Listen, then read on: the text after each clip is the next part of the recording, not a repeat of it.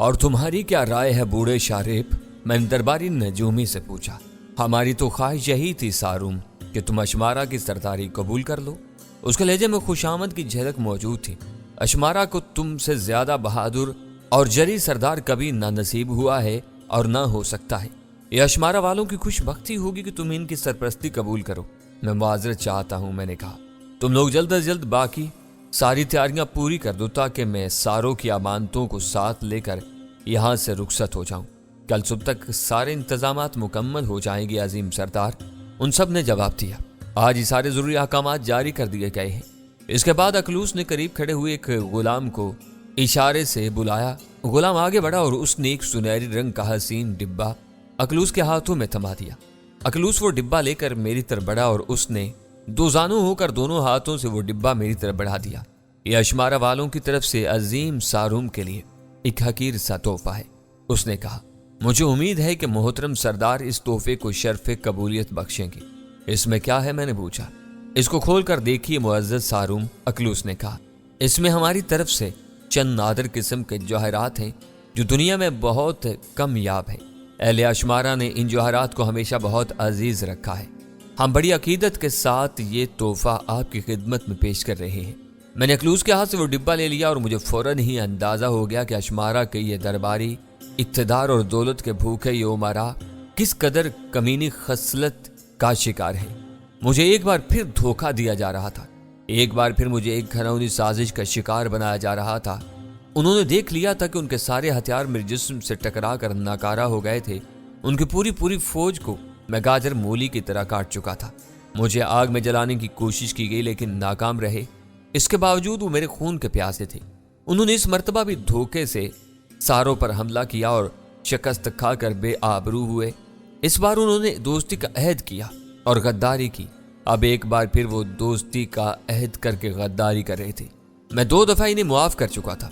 دوسری مرتبہ میں نے صرف رانشوں کو ان لوگوں کے سامنے سزا دی تھی جو میرے اوپر حملہ آور ہوئے تھے۔ اب دھوکہ بازوں کو اس بات کا اچھی طرح اندازہ ہو چکا تھا کہ میرے خلاف اعلان جنگ کر کے انہیں تباہی اور بربادی کے سوا کچھ حاصل نہیں ہوگا۔ اس لیے وہ زبان سے اطراف شکست اور صلح کی باتیں کر رہے تھے اور در پردہ انہوں نے میری ہلاکت کا ایک اور خوفناک منصوبہ تیار کر لیا تھا۔ میں نے ڈبے کو ہاتھ میں لیتے ہی وہ مخصوص بو محسوس کر لی تھی جو اس ڈبے میں سے آ رہی تھی اور جسے دربار میں موجود تمام لوگوں میں سے صرف میری ہی قوت شامہ محسوس کر سکتی تھی۔ میرے ڈبے کو ہاتھ میں لے کر الٹا پلٹا۔ میں نے محسوس کیا کہ سارے درباری بالکل خاموش تھے۔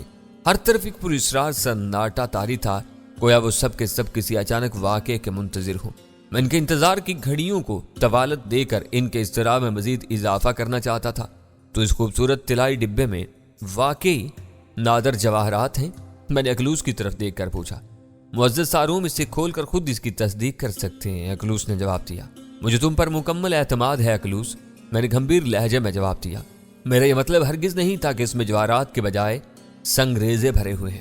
بہرحال تمہارا بہت بہت شکریہ، میں نے تمہارا تحفہ قبول کر لیا اور اب میں سارو جا کر اسے کھولوں گا۔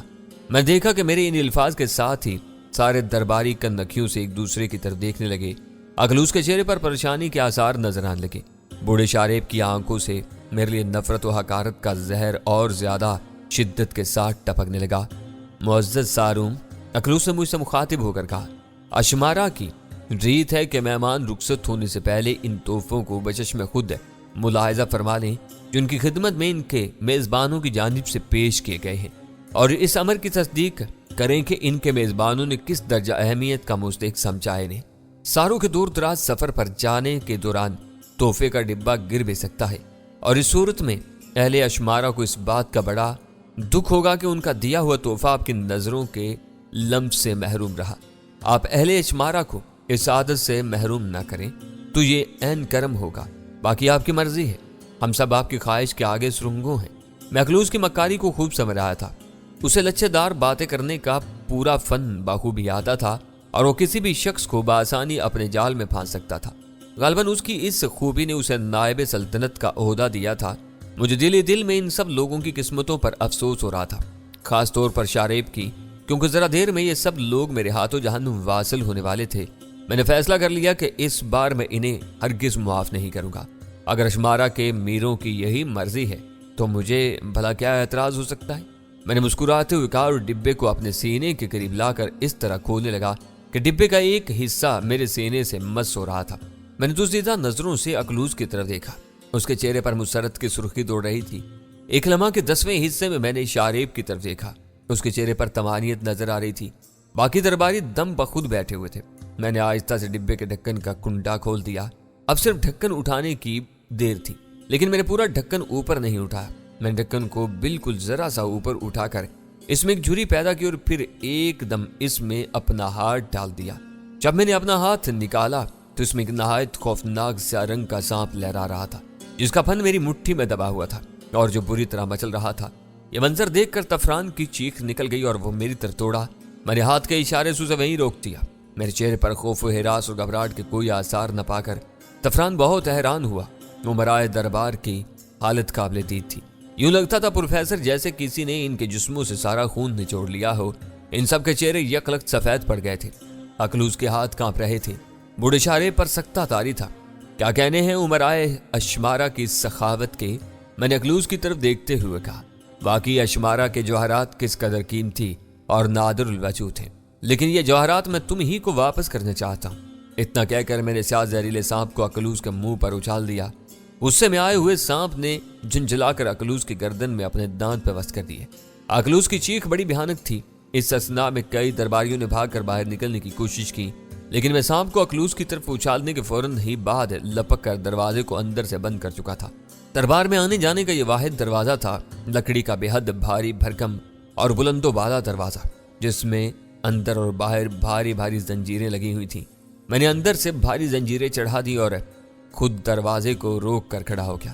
ایک بھاگتے ہوئے امیر نے حواس باختگی کے عالم میں مجھے دھکا دیتے ہوئے زنجیر کھولنے کی کوشش کی، اور دوسرے لمحے اس کی گردن میرے ایک ہاتھ کی گرفت میں تھی اور اس سے اگلے لمحے اس کا نیم مردہ بدن زمین پر پھڑک رہا تھا۔ زہریلا سانپ اکلوز کو ڈسنے کے بعد اب ایک اور امیر کی طرف بڑھ رہا تھا کہ کسی نے اس پر تلوار سے وار کیا اور اس کے 2 ٹکڑے کر دیے۔ میں نے اس کی طرف دیکھا۔ وہ ایک لمبا تڑنگا درباری تھا جس کی آنکھیں بہت چھوٹی چھوٹی تھی۔ یہ تم نے کیا کیا دوست؟ میں نے مسکراتے ہوئے اس سے کہا۔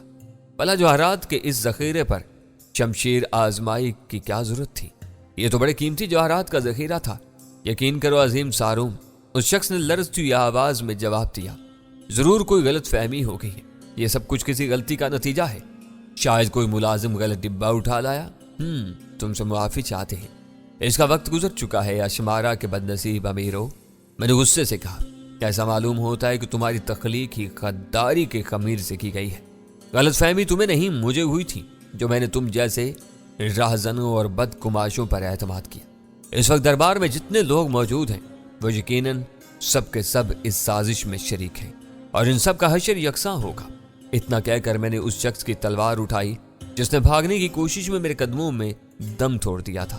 میرا اگلا نشانہ ایک اور بھاری بھرکم بدن کا سردار تھا جس نے میری جانب اپنا خنجر اچھالنے کی حماقت کی تھی۔ بوڑھا شارب حسرتناک خاموشی کے ساتھ یہ روح فرسا منظر دیکھ رہا تھا۔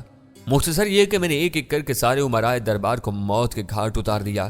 وہ اتنے زیادہ خوفزدہ ہو گئے تھے کہ ان میں مقابلے یا مزاحمت کی سکت بھی باقی نہیں رہی تھی، اور اگر وہ مقابلہ کرتے بھی تو ان کا انجام مختلف نہ ہوتا۔ ان سب سے فارغ ہو کر میں بوڑھے شارب کی طرف متوجہ ہوا۔ میں اسے دیکھ کر حیرت زدہ ہو گیا۔ اس کی گردن ایک طرف ڈھلکی ہوئی تھی اور آنکھیں پتھرا گئی تھیں۔ نہ جانے اس نے کس وقت کون سی ایسی چیز کھا لی تھی جس نے اسے آنن فانن موت کے گھاٹ اتار دیا۔ اس نے واقعی اپنی انا کو آخری وقت تک برقرار رکھا اور میرے ہاتھوں مرنا گوارا نہیں کیا۔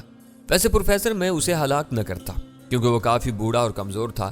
میں نے اس کی جان بخش دینے کا فیصلہ کیا تھا اور مجھے معلوم تھا کہ میرے خلاف سازشوں میں وہ برابر کا شریک تھا، مگر مجھے اس کی کیا پرواہ تھی؟ بہرحال اس نے خود کو ہلاک کر لیا تو اس میں میرا کیا قصور تھا؟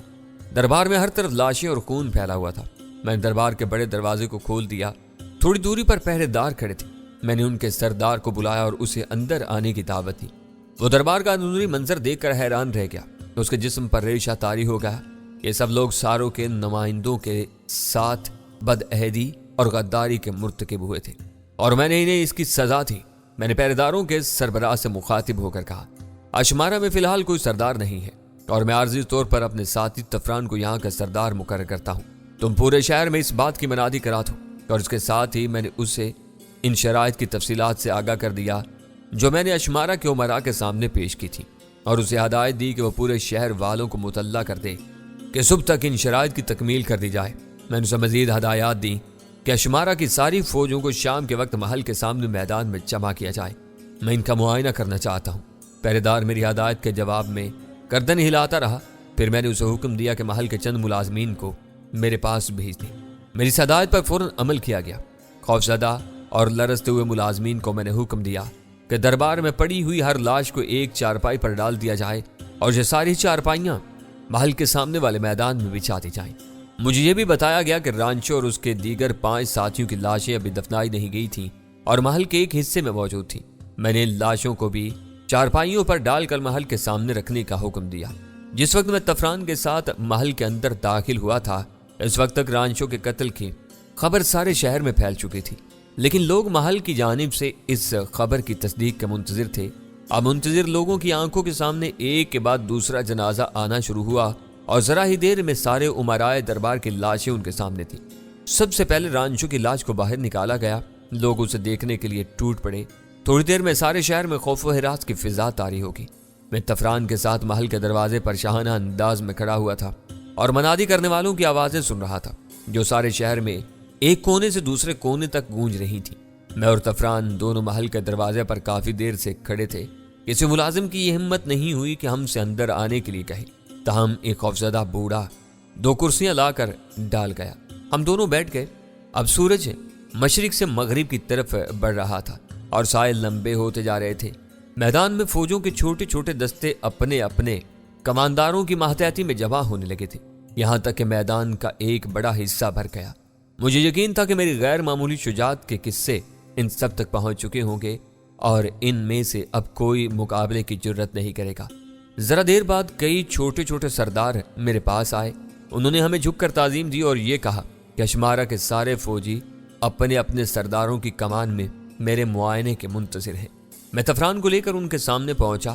اچانک میں نے پیچھے پلٹ کر دیکھا تو مجھے نظر آیا کہ محل کے خادموں کی ایک بڑی جماعت مؤدب انداز میں ہمارے پیچھے پیچھے چلی آ رہی ہے۔ یہ سارے خادم مسلح تھے مگر ان کے اتوار میں انکساری تھی۔ میں نے اشمارا کے فوجیوں پر ایک نظر ڈالی۔ فوجیوں کے علاوہ اشمارا کی عوام کی بھاری تعداد بھی میدان میں جمع تھی۔ میں نے ان لوگوں کے سامنے سارو اور اشمارا کے درمیان پیش آنے والے واقعات کی مکمل تفصیل بیان کی اور انہیں بتایا کہ کس طرح ہمارے ساتھ بار بار بدعہدی کی گئی۔ سارے واقعات بیان کرنے کے بعد میں نے اشمارا کے لوگوں کو دعوت دی کہ اگر ان میں سے کوئی رانچو کو حق بجانب سمجھتا ہے اور مجھ سے مقابلے کا خواہش مند ہے تو سامنے آئے، اور اگر ساری فوج مجھ سے لڑنا چاہتی ہے تو اس کے لیے بھی میں تیار ہوں۔ میرے اس اعلان کے جواب میں چاروں طرف گہرا سناٹا طاری ہو گیا۔ پھر مختلف دستوں کے سردار ایک منظم ٹولی کی شکل میں آگے بڑھے اور انہوں نے اپنی اپنی تلواریں میرے قدموں میں رکھ دیں اور باادب کھڑے ہو گئے۔ تم نے جو کچھ کہا ہے وہ بالکل سچ ہے سردار ساروم، ان میں سے سب سے معمر سردار نے آگے بڑھ کر کہا۔ ہمیں سارو والوں کے ساتھ رانچو کی پہلی جنگ کا حال بھی بخوبی معلوم ہے، اور دوسری جنگ میں تو ہم سب لوگ بذات خود شریک تھے۔ تمہیں جلانے کی سازش بھی رانچو کے ذہن کی پیداوار تھی، لیکن تم کس طرح بچ نکلے یہ تم نے ہمیں نہیں بتایا۔ لیکن ہم اس صورت میں اس کے علاوہ اور کیا سمجھ سکتے ہیں کہ تمہیں دیوتاؤں نے تحفظ فراہم کیا ہے۔ تم یقیناً کسی دیوتا کا اوتار ہو، ورنہ ایک عام آدمی اس قدر حیرت انگیز صلاحیتوں کا حامل نہیں ہو سکتا۔ ہمیں اعتراف ہے کہ تم ناقابل تسخیر ہو۔ اب ہم تم سے جنگ کرنے کا تصور بھی نہیں کر سکتے۔ ہم تمہارے غلام اور تابع فرمان ہیں۔ تم ہمارے ساتھ جو سلوک چاہو وہ کرو۔ میرا سب سے پہلا حکم یہ ہے کہ آج سے تفران اس مملکت کا سردار ہے۔ میں نے تفران کو ان کے سامنے کرتے ہوئے کہا، تفران کے حکم کو میرا حکم سمجھا جائے اور اس کی تعمیل کی جائے۔ جب ہم یہاں سے روانہ ہوں گے تو اس وقت میں تم ہی میں سے کسی کو سردار بنا دوں گا، کیونکہ ہمارا ارادہ یہاں اپنی حکومت قائم کرنے کا نہیں ہے۔ تم لوگ اپنے گھروں کو واپس جا سکتے ہو۔ نیا سردار اپنا منصب سنبھالنے کے لیے تیار رہے۔ لوگ منتشر ہونے لگے۔ میں اور تفران سرداروں کی معیت میں محل میں داخل ہوئے۔ بچے کچھ سرداروں نے تفران کو نظریں پیش کی جو اس نے میری ہدایت کے مطابق قبول کرنے کے بعد شکریہ کے ساتھ واپس کر دی۔ تفران نے فوراً نئے احکامات جاری کرنے شروع کر دیے۔ اشمارا کے بعض لوگوں کے ساتھ رانچو اور امرائے دربار نے سخت زیادتیاں کی تھیں، لیکن وہ لوگ ان کے آگے زبان نہیں کھول سکتے تھے۔ اب لوگوں کا ایک بڑا گروہ شکایتوں کا دفتر لے کر آ گیا اور تفران ان کے مقدمے سننے لگا۔ اسے میرے مشورے سے ان کے مسائل حل کرنے کی پوری کوششیں کی۔ رات گئے تک یہ سلسلہ جاری رہا۔ اس کے بعد دربار برخاست ہوا اور ہم لوگ محل کے اندرونی حصے میں چلے آئے جہاں حسین اور نازک اندام کنیزوں کے پرے ہمارے استقبال کے لیے موجود تھے۔ ہمیں نہایت پرتکلف کھانا اور اعلیٰ درجے کے مشروبات پیش کیے گئے۔ تفران رانچو کے محل کی اندرونی شان و شوکت دیکھ کر دنگ رہ گیا تھا۔ تفران کا لباس تبدیل کر دیا گیا تھا اور اب اس کے جسم پر بیش قیمت خلت تھی۔ عمرا نے مجھ سے بھی تبدیلی لباس کی درخواست کی، مگر میں نے انکار کر دیا۔ اب میں نے ہندوستانی نجومی والا لباس بھی اتار کر پھینک دیا تھا اور میں اپنے روایتی قدیم لباس میں آ گیا تھا جو ہمیشہ سے میں استعمال کرتا آیا تھا۔ رات زیادہ ہو گئی اور تفران کو شاہی خوابگاہ میں پہنچا دیا گیا۔ مجھے محل کا ایک اور عالی شان کمرہ خوابگاہ کے طور پر دیا گیا اور میں آرام دہ بستر پر ڈھیر ہو گیا۔ دوسرے دن صبح ہونے کے کچھ دیر بعد سپاہیوں کی نگرانی میں عورتوں کے ایک گروہ کو محل کے اندر لایا گیا۔ یہ بستی کی اغوا شدہ عورتیں تھیں جو مجھے اور تفران کو دیکھ کر پھوٹ پھوٹ کر رونے لگیں۔ ہم نے انہیں تسلی دی اور بتایا کہ جلد ہی وہ اپنے گھروں کو واپس چلی جائے گی۔ عورتوں کے علاوہ ان مویشیوں کے گلے بھی تیار کر کے الگ کر دیے گئے تھے جو حملہ آور ساروں سے اپنے ساتھ لے آئے تھے۔ محل کے سامنے بستی سے لوٹے ہوئے مال و اسباب کا ڈھیر لگ گیا اور اس سارے سامان کو بڑی حفاظت کے ساتھ محل کے اندر پہنچا دیا گیا جہاں اس کی بڑی بڑی گٹھڑیاں باندھ دی گئیں۔ اس دن بھی تفران نے بہت سے معاملات کا فیصلہ کیا۔ میں نے اس کے کاموں میں کوئی مداخلت نہیں کی۔ سارا دن محل کے وسیع باغات میں گھومتا رہا اور قدرتی مناظر سے لطف اندوز ہوتا رہا۔ غزیہ پروفیسر کے 4 دن ہم نے اشمارا میں گزارے۔ 5ویں دن صبح کو ہم نے واپسی کا منصوبہ بنایا اور تیاریاں شروع کر دی۔ تفران کی 4 دن کی بادشاہت تھی جو ختم ہو رہی تھی اور میں نے مقامی امیروں میں سے ایک کو جو ان میں سب سے زیادہ سمجھدار اور زیرک نظر آتا تھا وہاں کا سردار مقرر کرنے کا اعلان کر دیا اور باقی عمراء نے میری رائے سے اتفاق کیا اور نئے سردار کی وفاداری کا اعلان کیا۔ اشمارہ والوں نے ہمیں بہت سی گاڑیاں فراہم کی جن میں سے کچھ میں عورتوں کو بٹھایا گیا، باقی گاڑیوں میں لوٹا ہوا سامان اور غلہ وغیرہ سوار کیا گیا۔ مویشیوں کے ریوڑ ہمارے ساتھ کر دیے گئے۔ میں نے اشمارہ والوں پر جو تاوان ڈالا تھا اسے معاف کر دیا، حالانکہ وہ لوگ سونے کی کافی تعداد اپنے پاس رکھتے تھے اور ہمیں دینے کے لیے بھی تیار تھے۔ اس طرح ہم لوگوں کا قافلہ روانگی کے لیے تیار ہو گیا۔ حالانکہ رانچو کی بیوی نے میرے ساتھ چلنے کی بہت ضد کی، لیکن میں نے اسے بمشکل سمجھا بجھا کر راضی کر لیا کہ اس وقت اس کا میرے ساتھ جانا ٹھیک نہیں ہے، ورنہ بہت سے لوگ یہ سمجھیں گے جو اپنے شوہر کے قتل میں شریک تھی اور اسی کی سازش سے رانچو مارا گیا۔ یہ بات اس کی سمجھ میں آ گئی اور میں نے اس سے وعدہ کر لیا کہ اگر مجھے کبھی حالات نے اجازت دی تو میں دوبارہ اشمارہ ضرور آؤں گا۔ شہر کے سربراہ لوگوں نے ہمیں رخصت کیا جن میں نیا سردار بھی شامل تھا۔ گھڑسواروں کا ایک دستہ میرے منع کرنے کے باوجود ایک منزل تک ہمارے ساتھ آیا۔ اس کے بعد ہم نے اسے راستے سے رخصت کر دیا اور ہم لوگ ساروں کی طرف روانہ ہو گئے۔ کئی دن کے مسلسل سفر کے بعد جب ہم ساروں میں داخل ہوئے تو سارا شہر ہمارا منتظر تھا۔ ہمارا بڑا شاندار خیر مقدم کیا گیا۔ اغوا شدہ عورتیں جن میں تفران کی بہن بھی شامل تھی اپنے اپنے گھروں میں پہنچا دی گئیں۔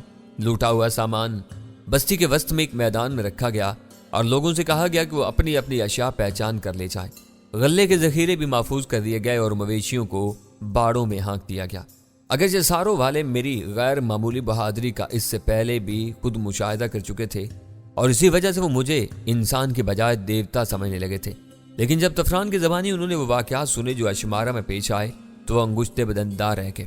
تفران نے انہیں میرے آگ میں زندہ جلائے جانے کے بارے میں بتایا جبکہ اہل سارو اس واقعے سے بالکل علم تھے۔ اس کا نتیجہ یہ نکلا کہ میں سارو والوں کے لیے ایک مقدس اور برگزیدہ اور پراسرار شخصیت بن گیا۔ میں نے محسوس کیا پروفیسر کہ میری جانب سارو والوں کے رویے میں اب وہ پہلی سی بات موجود نہیں ہے۔ پہلے میں ان میں سے ایک تھا اور وہ مجھے اپنے ہی جیسا ایک انسان سمجھتے تھے جس میں بہادری اور شجاعت کوٹ کوٹ کر بھری ہوئی تھی۔ وہ میرے ساتھ اٹھتے بیٹھتے تھے اور بے تکلفانہ ہنسی مذاق بھی کرتے رہتے تھے، لیکن اب ان کے اطوار میں میرے لیے احترام اور تقدس کے علاوہ اور کچھ نہیں تھا۔ اب میں باقاعدہ دیوتا سمجھا جانے لگا تھا جس کے سامنے ہنسنا، زور سے بولنا یا مذاق کرنا سخت بے ادبی کی بات تھی۔ سب لوگ میرے سامنے دو زانو ہو کر خاموش بیٹھے رہتے اور ان کے انداز میں عقیدت ہوتی۔ میں رفتہ رفتہ اپنے آپ کو ان لوگوں میں اجنبی محسوس کرنے لگا۔ میری مخفی قوتوں کے اظہار نے مجھے اپنے لوگوں سے دور کر دیا تھا۔ میں جس محفل میں بھی جا کر بیٹھ جاتا وہاں گونجتے ہوئے کہہ کے رک جاتے، کینچی کی طرح چلتی ہوئی زبانیں تھم جاتی، چہروں پر متانت اور سنجیدگی کا پتھریلا پن نمودار ہو جاتا۔ لوگ کن نکھیوں سے ایک دوسرے کو دیکھنے لگتے اور سنبھل کر مؤدب ہو کر بیٹھ جاتے۔ میری لطیفہ گوئی کے جواب میں چہروں پر صرف ہلکی ہلکی محتاط مسکراہٹیں نمودار ہوتی اور کوئی شخص کھلکھلا کر ہنسنے کی جرت نہیں کرتا۔ میں خود اپنی نظروں میں عجوبہ بن کر رہ گیا تھا۔ رفتہ رفتہ میں اس صورتحال سے سخت بیزار ہو گیا۔ میں ساروں والوں کے درمیان انہی کی طرح رہنا چاہتا تھا، ان میں سے ایک بن کر رہنا چاہتا تھا، لیکن اب ایسا ممکن نہیں معلوم ہوتا تھا۔